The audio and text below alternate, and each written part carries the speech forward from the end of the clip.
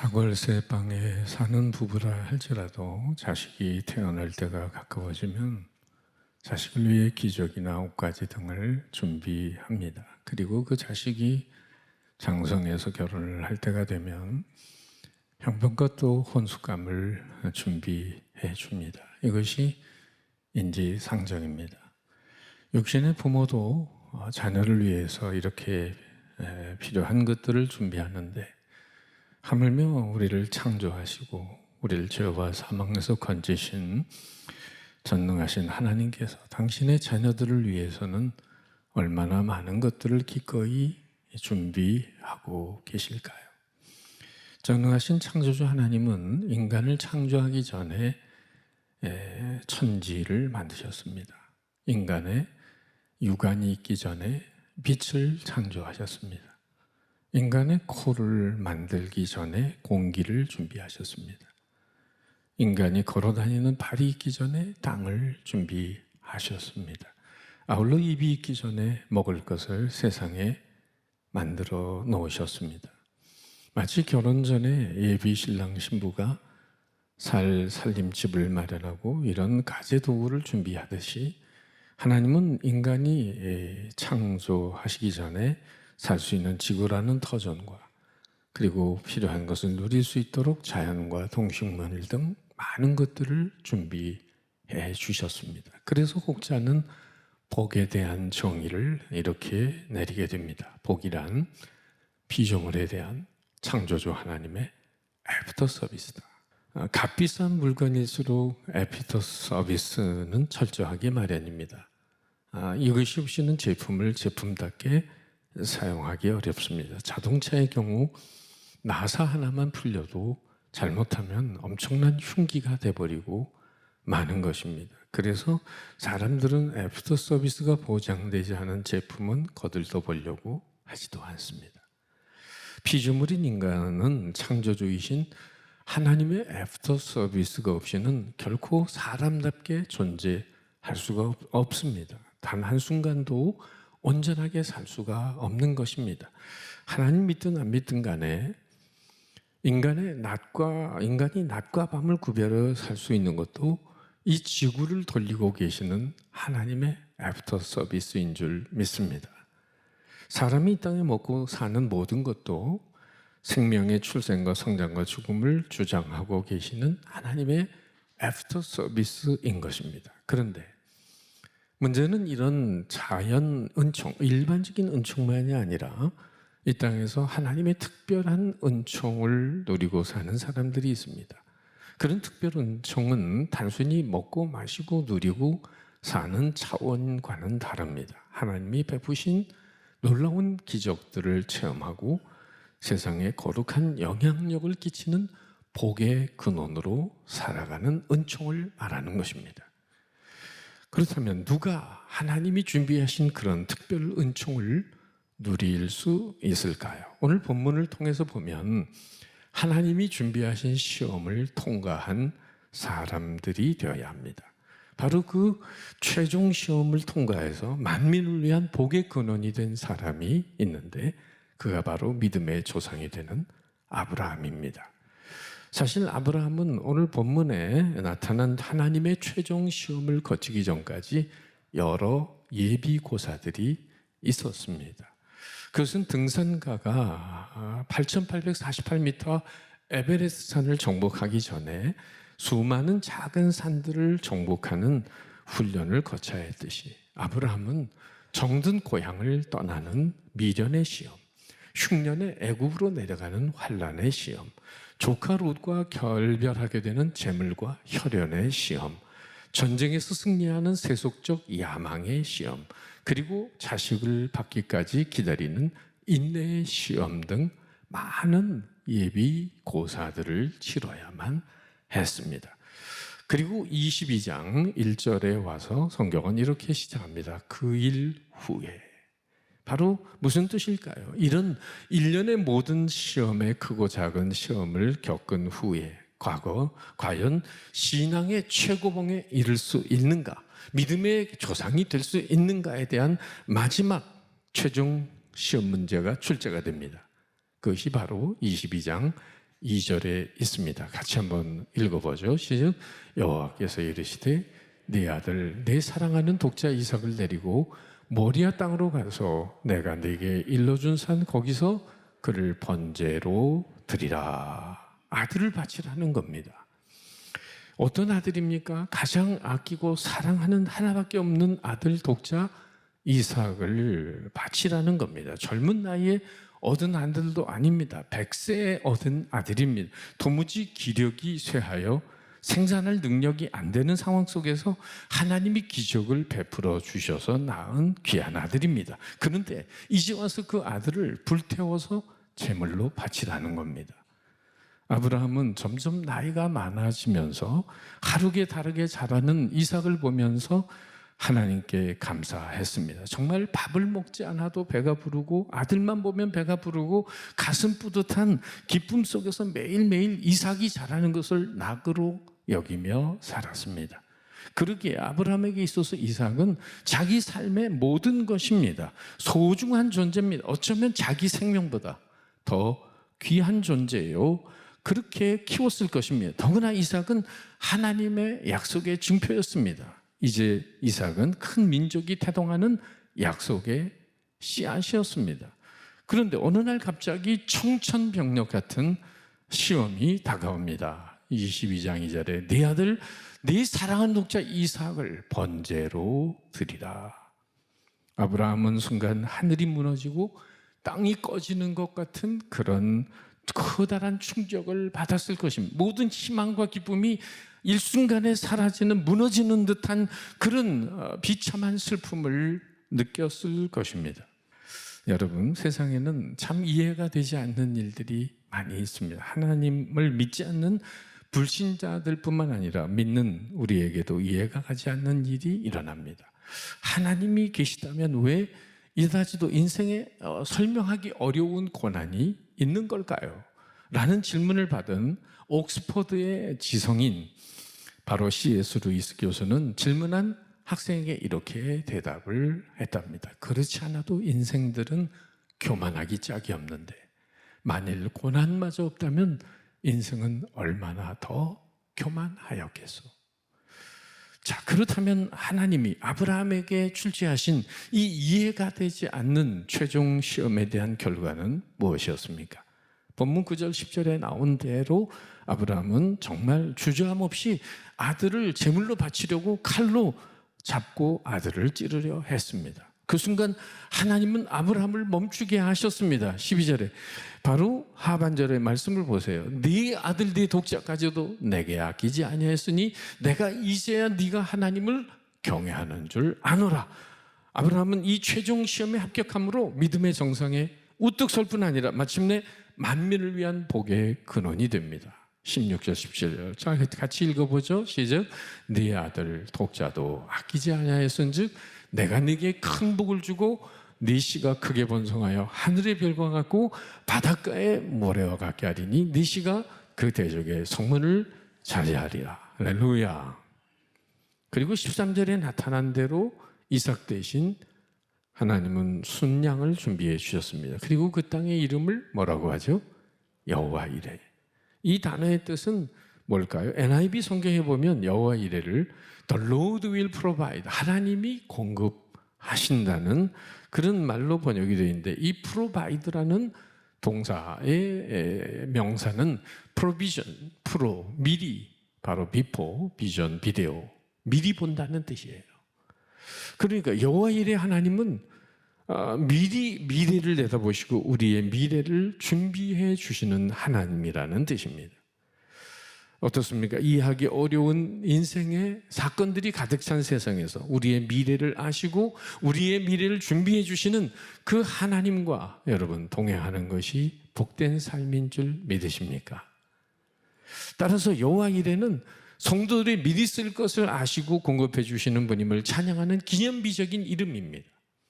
여러분, 오늘도 우리가 아브라함이 받은 복처럼 하나님이 공급해 주시는 은총을 누림과 더불어 만민에게 복의 근원으로 살아가는 비결이 있다면 무엇일까요? 그것은 아브라함이 어떻게 이 엄청난 시험을 이겼는지 그 비결을 터득한다면 우리도 그와 같이 살 수 있을 것입니다. 다 따라할까요? 첫째는 믿음에 의한 승리.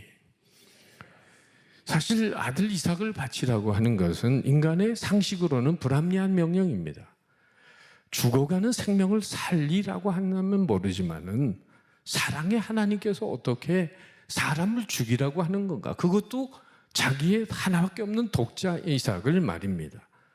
이삭은 더구나 초자연적인 이적을 통해 태어난 아들이고 후손들에게 복을 끼칠 언약의 후손이었습니다. 그렇다면 이 아들이 죽으면 되겠습니까? 하나님, 말도 되지 않는 요구를 어떻게 하십니까? 이렇게 항변할 수 있는 상황이에요. 그런데 하나님은 바치라는 겁니다. 여러분, 신학자 터툴리안의 그 유명한 믿음의 고백을 들어봅니다. 그래도 기아 압솔덤, 나는 불합리한 거로 믿는다.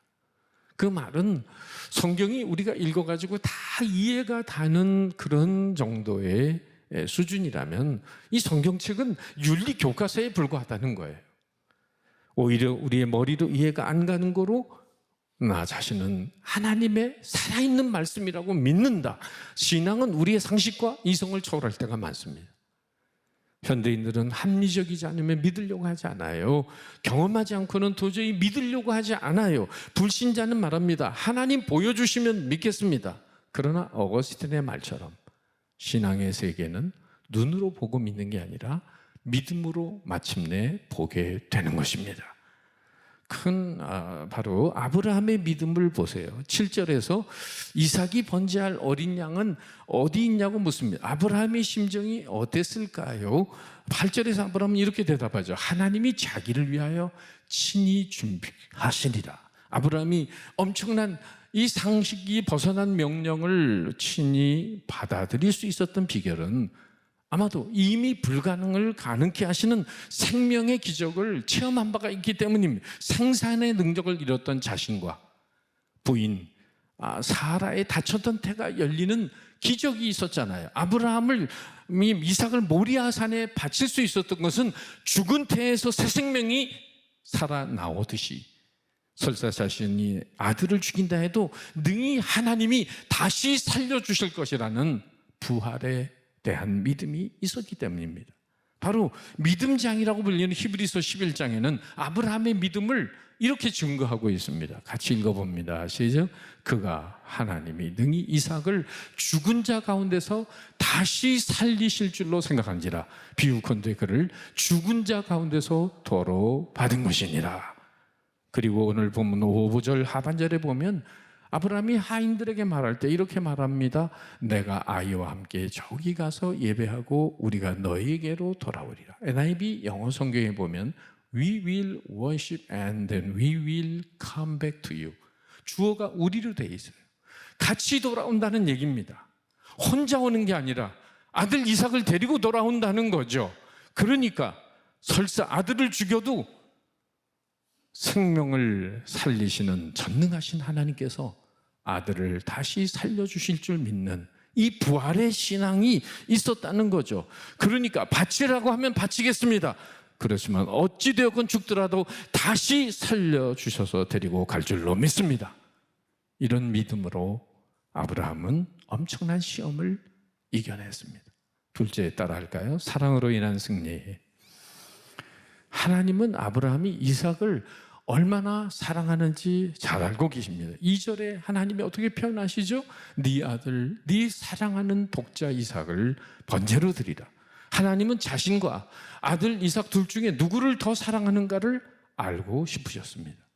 따라서 하나님은 아브라함에게 이삭과 하나님 중에 누가 더 마음의 비중을 차지하고 있느냐를 물으신 것입니다. 그러니까 하나님은 아브라함에게 이삭을 번제물로 바치라고 명하셨지만 사실 이삭을 원하신 것이 아니라 아브라함을 원하신 것입니다. 이삭의 죽음을 원하시는 하나님이 아니라 아브라함, 바로 하나님보다 이삭을 더 사랑하는 그 아브라함의 마음에 대한 철저한 죽음을 원하신 것입니다. 하나님보다 더 사랑하는 것에 대한 철저한 포기를 원하셨던 것이죠. 더 고상한 말로 표현한다면 인간적인 이 수평적 에로스의 사랑과 수직적인 하나님과의 아가페의 사랑의 대결에서 아가페의 사랑이 이길 수 있느냐를 묻는 시험이었습니다. 이 시험에서 아브라함은 아가페의 사랑으로 인간적인 에로스의 사랑을 이겨냅니다. 중국 공산치하에서 있었던 일입니다. 황책 목사는 감옥에 수감돼 있었습니다. 그는 심한 고문을 당한 후에 감방에 던져졌습니다. 그런데 건넌 방에 창살 너머로 방 한 구석에 갈기갈기 찢어진 옷을 걸치고 쇠사슬에 묶인 채 신음하는 자신의 하나밖에 없는 아들이 잡혀와 있었습니다. 자세히 보니 자기 아들이에요. 얼마나 굶주렸는지 그 얼굴을 알아볼 수 없을 정도로 파리했습니다. 아버지 때문에 착한 아들이 당하는 이 무서운 시련을 참아 볼 수 없었습니다. 그리고 보는 앞에서 그 아들을 거꾸로 매달고 고문을 합니다. 공산주의자가 책 목사에게 묻습니다. 예수님을 부인하고 당신의 동료들이 어디에 숨어 있는지 말한다고 한다면 바로 네 아들을 살려주마. 책 목사는 눈을 감고 조용히 기도했습니다. 독자 이삭을 모리아산에 번제물로 바치라고 명하셨던 하나님, 독생자를 십자가에서 처형하셨던 하나님, 이 종에게도 긍휼을 베풀어 주시옵소서. 눈물로 기도합니다. 그런 후에 아들에게 조용히 물었습니다. 아들아, 내가 어떻게 하랴? 그때 신음하던 어린 아들이 입을 열어 이렇게 말합니다. 아버지, 나는 아버지가 아들 때문에 예수님을 부인했다는 말을 들으며 살고 싶지 않습니다. 만일 아버지가 주님을 배반한다면 그 순간 나는 아버지의 아들이 아닐 것입니다. 그리고 가쁜 숨을 몰아쉬며 이렇게 기도합니다. 하나님, 우리 아버지에게 아브라함의 믿음을 주시옵소서. 그리고 눈을 감고 하늘나라로 갔습니다. 예수님은 마태복음 10장 37절에서 이렇게 말씀하십니다. 아버지나 어머니를 나보다 더 사랑하는 자는 내게 합당하지 아니하고 아들이나 딸을 나보다 더 사랑하는 자도 내게 합당하지 아니하며. 그러니까 하나님은 부모나 자식을 사랑하지 말라는 말씀이 아닙니다. 가족과 주님 둘 사이에 누구를 더 사랑해야 되는가 우선순위의 문제를 묻고 계십니다. 그러니까 오늘도 우리 신앙인의 각자의 삶에는 하나님의 제단 앞에 올려드려야 될 저마다의 이삭이 놓여 있는 것입니다. 그것이 돈이든 시간이든 오락이든 스포츠든 명예든 건강이든 취미든 그것이 무엇이든 하나님보다 더 사랑하고픈 이삭들을 바치라는 것입니다. 그러면 그것을 가져가 버리시는 하나님이 아니라 더 좋은 것을 예비해 주시는 하나님이심을 믿으라는 것입니다. 그래서 마태복음 6장 33절에 주님은 말씀하십니다. 다 같이 시작. 그런즉 너희는 먼저 그의 나라와 그의 의를 구하라. 그리하면 이 모든 것을 너희에게 더하시리라. 믿습니까? 그리고 세 번째, 아브라함의 승리는 또 하나 따라합시다. 순종을 통한 승리예요. 너무도 순종하기 힘든 과제였지만 만민의 복의 근원이 된 까닭은 18절에서 하나님이 이렇게 말씀하십니다. 또 네 씨로 말미암아 천하 만민이 복을 받으리니 이는 내가 나의 말을 어떻게 했다고요? 준행하였음이니라. 정말 어렵고 힘든 과목이었지만 하나님의 이 엄청난 말씀을 그대로 따랐기 때문이라고 말씀합니다. 하나님은 인류 최초의 아담과 하와의 행복을 위해 에덴 동산을 준비해 주셨습니다. 그리고 하나님의 금지 명령인 선악과를 그런데 먹어 불순종하고 맙니다. 최소한의 제한을 지키면 최대한의 행복을 누릴 수 있도록 그것이 바로 에덴 동산이었습니다. 그러나 그 말씀에 순종하지 못함으로 준비해 주신 낙원을 잃어버린 신락원의 아픔이 있었습니다. 뿐만 아니라 그로 인해 말씀 그대로 인류에게는 사망이 저주가 준비되어 있었습니다. 어떤 영혼들에는 심지어 지옥까지 준비되어 있는 것입니다. 하나님이 저와 여러분에게 순종을 요구하는 것은 하나님 자신이 무엇이 부족해서가 아닙니다. 우리에게 축복을 주시기 위한 사실인 줄 믿으시기 바랍니다. 우리가 구원은 은혜로 받지만 하나님의 축복은 순종으로 받는 것입니다. 성경의 무수한 기적의 사건들 앞에 순종이 있습니다. 오늘도 아브라함이 3절에 보면 아침에 일찍 일어나 아들 죽이러 가는데 늦장 좀 부릴 것 같은데도 아침에 일찍이 일어나는 이러한 즉각적인 순종, 또 3절에 번제에 쓸 나무를 쪼개어 가지고 준비성 있는 순종. 모리아산까지 부엘세바에서는 45km나 되는데, 아니 모리아산에 가서 아들 죽이는 나무를 거기서 쪼개면 되지, 그걸 45km 전에 미리 나무를 다 쪼개가지고 준비해가지고 가는 이 최선의 순종의 모습을 들여다보세요. 뭘 말하고 있습니까? 아브라함은 하나님의 명령 앞에 최선의 순종을 다했다는 거예요. 5절에 보면 아브라함은 사환들을 산 밑에서 기다리라고 했어요. 같이 가면 아들을 죽이는 아브라함을 노망이 들렸다고 막았을 거 아닙니까? 미리 사환들을 산 밑에다가 두고 가는 순종의 방해 요소를 미리부터 제거하는 온전한 순종입니다. 자, 그런데 잊지 말 것은 아브라함의 순종도 귀하지만 그 아들 이삭의 순종도 귀합니다. 이삭이 나무를 지고 모리아산을 오르는 모습을 생각해 보세요. 조금 더 정없이 그 제단에 들어눕는 이삭의 감동적인 모습을 생각해 보세요. 마치 누구를 연상케 합니까? 전 인류의 죄악을 십자가에 짊어지고 골고다 언덕을 오르시며 십자가에 말없이 달려 계신 주님의 모습이 연상되지 않으십니까? 그러니까 여러분, 이 모리아의 제단에 어린 양을 준비하신 하나님께서 2000년 전 유대 땅 예루살렘 성 밖에 갈보리 언덕에 또 하나의 제단을 준비하셨다는 사실을 아십니까? 결론의 말씀입니다. 오늘 말씀에 믿음으로, 사랑으로, 순종으로 독자 이삭을 바치는 아브라함에게 하나님은 순양을 대신해서 준비해 주셨습니다. 이것이 은혜의 축복입니다. 오늘의 핵심 메시지는 무엇일까요? 아브라함처럼 믿음으로, 사랑으로 순종하면 하나님께서 필요한 것을 준비하고 계신다는 것입니다. 갈대아 우르를 떠난 아브라함에게 가나안 땅을 준비하고 계셨습니다. 그 자식이 없는 그에게 약속의 자녀 이삭을 준비하고 계셨습니다. 이삭 대신에 오늘 모리아산에 순양을 준비하고 계셨습니다. 오늘도 우리는 여호와 이레의 은혜를 알기 때문에 이 자리에 온 줄로 믿습니다.